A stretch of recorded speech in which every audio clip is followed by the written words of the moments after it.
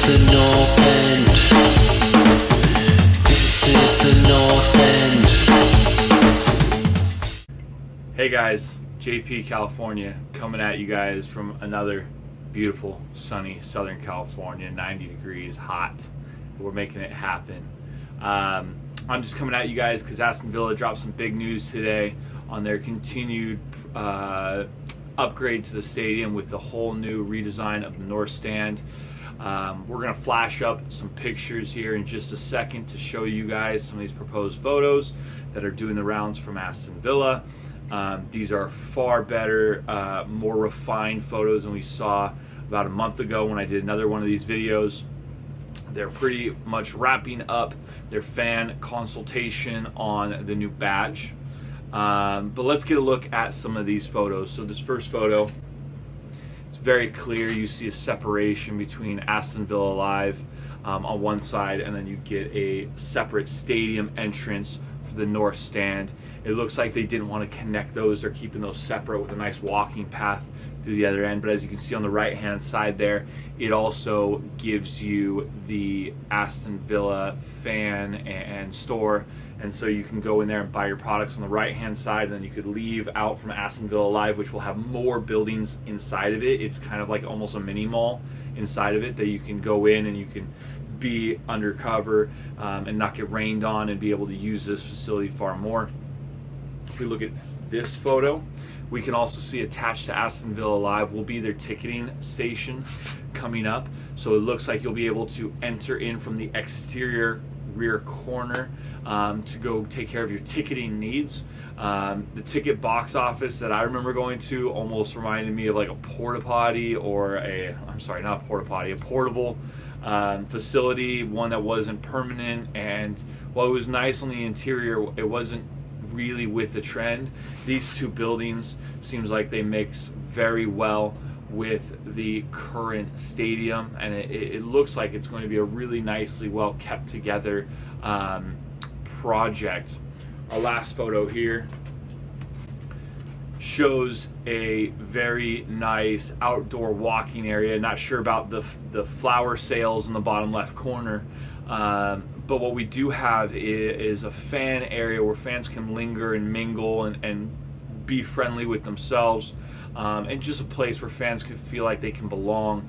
There's a lot around Villa to do, but it's kind of a little bit away, and so on the way out of the stadium, this is a way for people to stagger themselves, to get on trains on time, meet up with friends and family, go into Aston Villa Live, and a way for them just to experience Villa in a much more family-friendly way. And I can't wait to see when ground breaks on this, what the final product will look like. It is supposed to be reported to be worth over £100 million, this North Stand redevelopment and the car parking lot, which is turning into Aston Villa Live that we've stated before.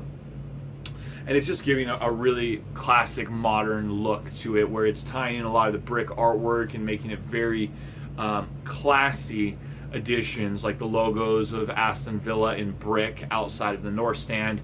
And we'll still find out if we're even going to be calling it the North Stand once we get this new quarter of the stadium redeveloped. So that's a quick little recap. I know they're very happy for that. I know they really want it done before the next set of Euros that look like they're going to be taking place in England. So it'll be really interesting to see how quickly Aston Villa get on this, and how quickly the city of Birmingham will allow them to start to redevelop these regions. Now, starting with the all-new segment, the Fix-It ticket. Aston Villa's Fix-It ticket for their upcoming match this Sunday against West Ham.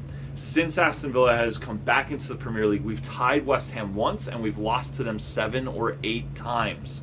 So Aston Villa and West Ham have been a really one-sided affair. So let's take a look at 3 things that Steven Gerrard should do to make sure he has the upper hand against West Ham.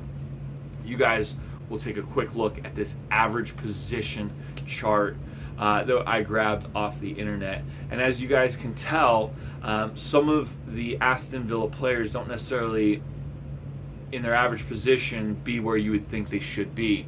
Matty Cash is very high. He's even in the attacking half. And for a fullback, we want them bombing on, but their average position probably shouldn't be there. And this has been discussed quite a bit by other fan sites. But the attacking outside defenders are great. They really are. But pulling center mids out of position to cover for them isn't the answer, because that's leaving the center completely vulnerable. Steven Gerrard really needs to cut this out. He needs to stop demanding center mids going wide and demand that those outside defenders time their runs better. They can't be bombing forward every single attack. Or just like against Crystal Palace, forwards are going to get in behind, isolate defenders one-on-one, pull them wide, and take it to goal, just like Zaha did for the very first goal. It was honestly a calamitous error, and you could see because Matty Cash was coming back, Wilfred Zaha had snuck in behind him with the ball, Konza had to come across, and as soon as it's one-on-one, it's just not good enough. So as you guys notice, those average position of the wingbacks, they need to be a little bit more dropped off. They need to be in their own half, honestly. And then to continue with that average position, we can see Boubacar Kamara sitting right on the center circle. But you know what? There's nobody else there. Nobody's in the center circle for Aston Villa. Better yet, Ramsey is way off on the left side. And if he's going to play that role, that's fine. But maybe we should use him as like a left-sided forward and not a center mid. We need a guy who's going to be in that center mid. And while John McGinn is closer to the center circle, even he is not in it. There needs to be a center mid that's average position is in the center circle. A guy that is a box-to-box in the center lane of the field that can clog things up, make guys go around, be an option, transition, and just do it all center mid. I mean, the guy that comes to mind in my head is like an old school 2011 James Milner. But we just don't have him. So Steven Gerrard, knock it off with the bombing forwards, control those wide forwards so we can hold that defensive shape and allow our center mids to get up and play in the middle of the field instead of having them track wide to cover for players. That's 1 and 2. CM's tighten up in the middle. And number 3, play Callum Chambers. Steven Gerrard has done really well to put Tyrone Mings back in the lineup, but he keeps persisting with Konza, and I don't know what he sees, but it's very simple to fans that Konza looks off it. He doesn't look up to pace. He couldn't catch up with Zaha, and when Zaha made the shot, he didn't even throw his body on the line. It was very, very slow, lazy defending, and that was what we saw in the Bournemouth game when he got pulled wide for a cross for a goal. Poor, lazy defending. He didn't throw his body in the way. It wasn't the Konza of old that we know. And if it's not the Konza of old, we can't have him starting, honestly.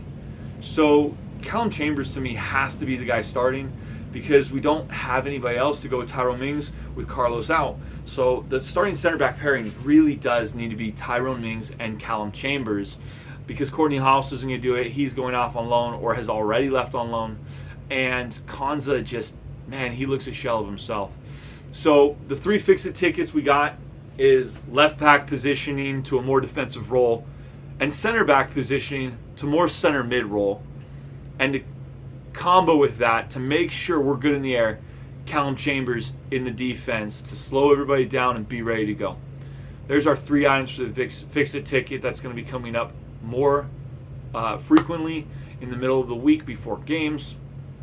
We're hoping you guys like this content. Please like and subscribe. Hit that button. I'm thinking we might have to do a merch give out or something to get some of you guys active. But we hope you guys are liking the stuff here at the North End YouTube channel. Stick with us. Send us likes and comments. Thank you guys. This is the North End.